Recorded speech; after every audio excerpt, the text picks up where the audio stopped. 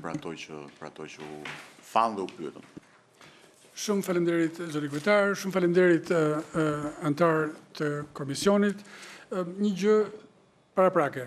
Në tërë detyrën time unë do mundohem ta mbaj politikën e jashtme sa më larg debateve që shpeshherë ndodhin. Do të shikoni tërë vullnetin dhe dëshirën time që politika e jashtme për të cilën në thelb të tëra kahjet në Kuvendin e Shqipërisë kanë pothuajse të njëjtën qasje. Dhe të gjitha përgjigjet mia do mundohem t'i kem sa më profesionale, larg çdo lloj polemike, nuk kam asnjë dëshirë për të replikuar me askënd, përveç se për t'ju dhënë informacionin më të mirë dhe për të diskutuar me ju në mënyrën më të shëndetshme të mundshme. Në lidhje me reagimin e qeverisë shqiptare, deputeti Sheu e cilësoi të ngadalë, të avash, të vonuar. Unë për referohem publikimit të parë që ka bërë kryeministri, ka qenë pikërisht me datë 28 shkurt, ditën që ka ndodhur sulmi i parë. Ka qenë i qartë, ka qenë i prerë, pozicionimi është absolutisht i lexueshëm, kështu që mund të diskutojmë nëse duheshin bërë më shumë, më duhet më shpesh, por kam përshtypjen që kur flet kryeministri, gjërat janë në nivelin më të lartë të ekzekutivit dhe kam përshtypjen, të paktën ky është mendimi im që nuk ka pasur paqartësi në këtë mes. Në lidhje me faktin që vendet e tjera kanë krijuar strukturat e tjera, kanë celula krize, jam dakord që vendet kanë metodat e tyre, kanë mënyrën për të reaguar. Fakti që ne e quajmë shtab është një formë që është ndjekur dhe përpara. Nëse ka mundësi të bëjmë ndryshe, sigurisht mund të bëjmë edhe ndryshe. Në situata urgjence nuk mendoj se ka shumë rëndësi se çfarë emërtime shkemi, rëndësi ka që të kemi njerëzit e dur, në kohën e dur, me aftësitë e dura, dhe për të bërë analizat e duara dhe për të bërë rekomandimet e duara, se në fundit ato janë më të rëndësishme në mënyrë që vendimarrësit pastaj të marrin vendimet e dura. Për sa i përket contingency, pra domethënë, ju përmendet zoti Sheu që Shqipëria shqiptare nuk ka alokuar asnjë fond, nuk ka bërë asnjë veprim etj. Ka gjithmonë contingency për këtë rast. Ka gjithmonë, domethënë, të gjitha ata që kanë qenë në qeveri e dinë këtë. Domethënë që ka gjithmonë contingency, të cilat ka një fond të caktuar të qeverisë, i cili përdoret në çdo moment, në çdo rrethan kur e imponojnë interesat e shtetit dhe të qytetarëve. Por ju siguroj, dhe unë këto e kam me prova, që ne kemi marrë kontakte me kompania ajrore, kemi bërë atë që ne e quajmë preventiv, për të ditur se sa do na kushtonte një avion në një kohë caktuar, në këtë linjë, në këtë itinerar. Dhe kemi pasur dakordsinë me kompanitë ajrore që në një kohë të caktuar, e cila është jashtëzakonisht e vogël krahasuar me jetën normale, ne do mund t'i angazhonim nëse do të na duheshin. Ne kemi pasur pothuajse 95% të udhëtarëve kemi pasur në Dubai. Për arsye të kuptueshme, për arsye të komunikimit të shpejtë, të linjave. Është vërtet që në radhë të parë është përgjegjësi e kompanisë komerciale, e cila i ka dërguar atje dhe u ka detyrim për të kthyer. Natyrisht në rastin e forcës madhore, sigurisht që këto gjëra bëhen më të komplikuara.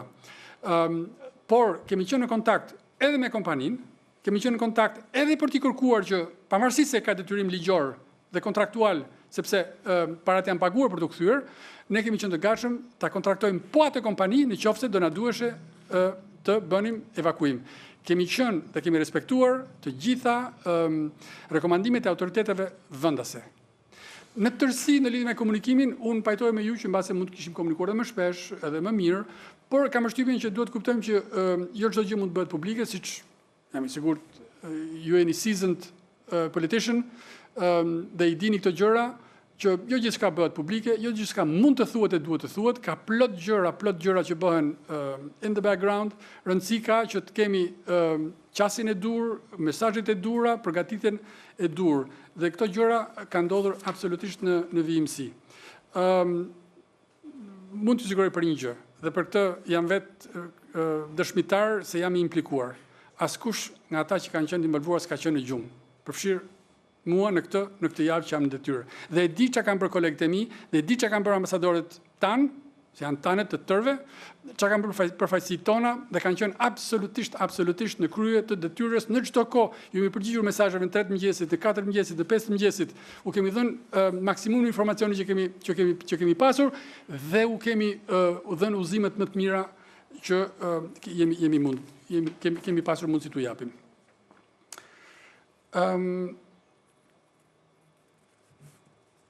Në lidhje me komentet e deputetit Argjinasto. Shumë dakord për briefing, her pas here, lutem mos hezitoni, unë do t'jemi lumtur të visajër që ju të gjykoni të arsyeshme, por kam përshtypjen që unë me kryetarin kam shumë marrëdhënie të mira sepse kam pas ministër dhe kur do herë që kryetari gjykon që duhet informuar komisioni, do t'jemi të gatshëm bashkë me kolegët e mi të bëjmë atë që duhet të bëjmë. Në lidhje me qëndrimet e UK, Spanjës, Turqisë etj. Sigurisht që këtu ka disa aspekte. Janë ata që janë promoters të international law, rules-based international order. Çka do thotë që në bazë të Kartës Kombeve të Bashkuara, vendet kanë një mënyrë të caktuar të sjelljes. Ne nuk I kemi hyrë këtij debati sepse ky është moment krize, do kemi kohë për të bërë debate apo për analiza nëse ishte ndërhyrja në pajtim me ligjin ndërkombëtar apo nuk ishte.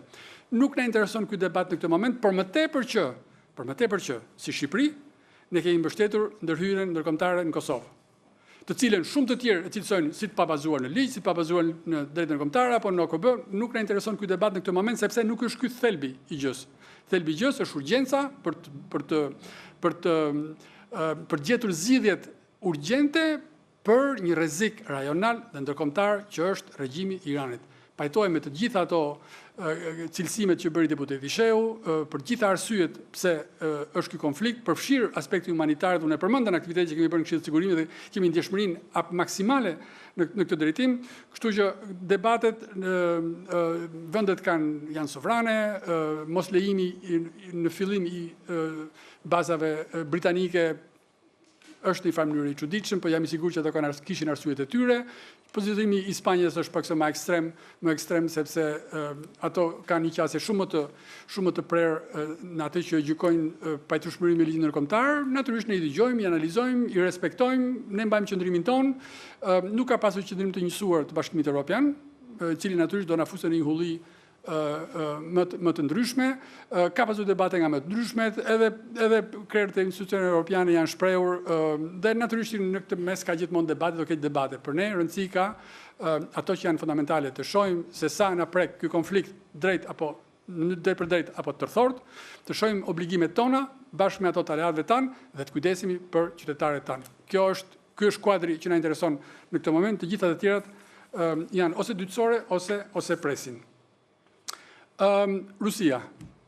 Tani, kur hymë në këtë analiza, unë e kam të pamundur të banalizoj element që ministri ka privilegj që janë informacionet e klasifikuara, qoftë në kuadret aleancës, qoftë në kuadret institucioneve tona, kështu që nuk do mund të them shumë detaje, por ka një gjë që është absolutisht e padiskutueshme, që është në interesin e Rusisë që konflikti të vazhdoj, sepse duke krijuar një situatë të shtrënguar për sa I përket tregut botror të naftës, do mund të ketë lirime për sa I përket tregtisë së naftës ruse.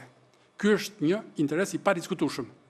Në kushte emergjence, vendet bëjnë zgjidhje emergjente, siç është absolutisht dhe në kontekstin e përgjithshëm, që nuk ka një dyshim apo iluzion në lidhje me marrëdhëniet mes Rusisë dhe Iranit dhe fakti që Irani e ka ndihmuar Rusinë me dronet Shahid në luftën, në agresionin e saj në Ukrainë. Kështu që implikimi I Rusisë nuk bën dyshim për askënd.